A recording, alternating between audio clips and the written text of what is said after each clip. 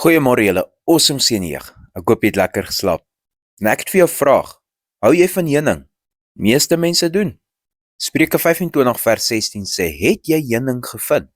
Eet totdat jy genoeg het, sodat jy daar nie sat van word en dit uitspuug nie.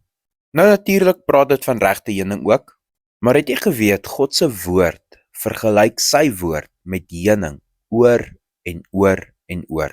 As jy mooi kan onthou in Spreuke 24 vers 13 het hy gesê, eet heuning my seun, want dit is goed, en heuningstroop is soet teen jou verhemelte. Erken dat die wysheid so is vir jou siel. As jy dit vind, dan is daar 'n toekoms, en jou hoop sal nie verydel word nie. En ons weet natuurlik, die beginsel van die wysheid is die vrees vir die Here, né? So hy praat van God se wysheid, nie die wêreld se wysheid nie. Psalm 119 vers 103 sê, hoe soet is u beloftes vir my verhemelte, meer as heuning vir my mond.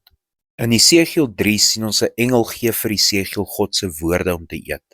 'n Profesie direk van die Here af. Dit sê in Esegiel 3 vers 1, daarna het hy vir my gesê, mensekind, eet op wat jy vind, eet hierdie rol op, en gaan spreek met die huis van Israel. Toe het ek my mond oopgemaak, en hy het my die rol laat eet, en vir my gesê, mensekind, laat jou buik eet, en vul jou ingewande met hierdie rol, wat ek jou gee. En ek het dit geëet, en dit was in my mond soos heuning, so soet. In Openbaring 10 vers 10 sien ons 'n soortgelyke ding gebeur met Johannes. Dit sê, toe neem ek die boekie uit die hand van die engel, en eet dit op. En in my mond was dit soet soos heuning, maar toe ek dit geëet het my maag bitter geword. En onthou wat sê ons vers vanoggend, het jy heuning gevind? Eet totdat jy genoeg het, sodat jy nie daar sat van word en dit uitspoeg nie. So wat? Is ek nou besig om vir jou te sê jy moenie te veel Bybel lees nie? Nee, glad nie. Dan wat dan? Wat is ek nou besig om eintlik vir jou te sê vanoggend? Wat ek vir jou probeer sê vanoggend is, mate voor oë. God se woord is die beste ding wat vir die mensdom gegee is. En die woord is Jesus. Maar soms wanneer ons Jesus ontmoet, kan ons nie genoeg van hom kry nie. Wat 'n goeie ding is, maar ons probeer te veel te vinnig te leer. Jy sien, wanneer ons genoeg eet, en dit dan eers gaan verteer, eers bietjie gaan afhardloop, dan word genoeg nooit te veel nie.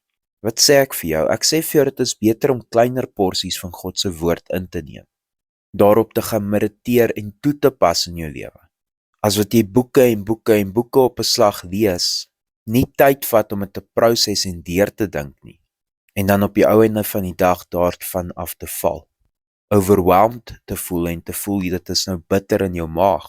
In Johannes 17 vers 3 bid koning Jesus voordat hy gekruisig word.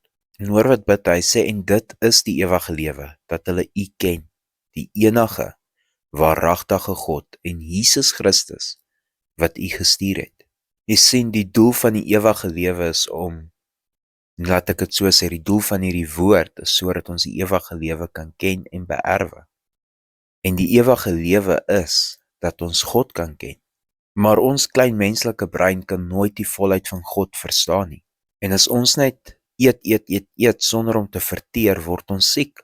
As ons net lees sonder om te mediteer en te dink, te bid, 'n pad saam met God te stap, dan word ons liggame moeg vir die woord. En dit is waar jy mense kry wat vir maande, partykeer jare in mekaar gaan sonder om die woord weer oop te maak, want hulle het te vinnig te veel ingeneem. So ek sê nie vir jou om nie die woord van God te lees nie. Al wat ek vir jou sê vanoggend is, breek dit op in kleiner porsies. Lees eerder 10 keer 'n dag, waar jy kleiner stukkies vat, dit lees, in konteks, nie net random verse nie, en lees altyd agtertoe wat dit voor die vers gesê en na die vers, sodat jy die vers mooi kan verstaan, sodat jy ten minste kan weet waar gaan die hoofstuk, maar lees dit, en mediteer jy daarop, bid daaroor, vra vir die Here om dit vir jou oop te maak, sodat dit nie te veel is vir jou om te hanteer nie. Bless julle, lekker dag.